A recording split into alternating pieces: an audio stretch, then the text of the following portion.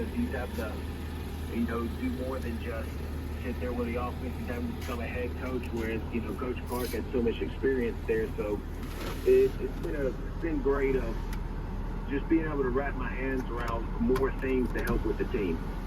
Well, Coach, we appreciate the time here this afternoon. Looking forward to seeing you guys back at it, and good luck against Rice on Saturday.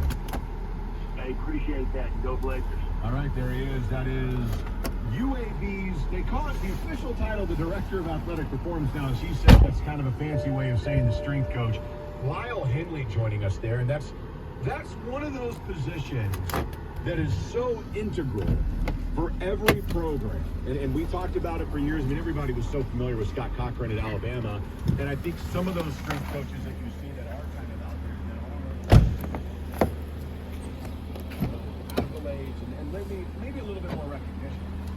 Coach Clark has talked about this in the past, the impact that he has had on that program when they brought him in a few years ago as a guy who had kind of started like a football training program down in the Mobile area.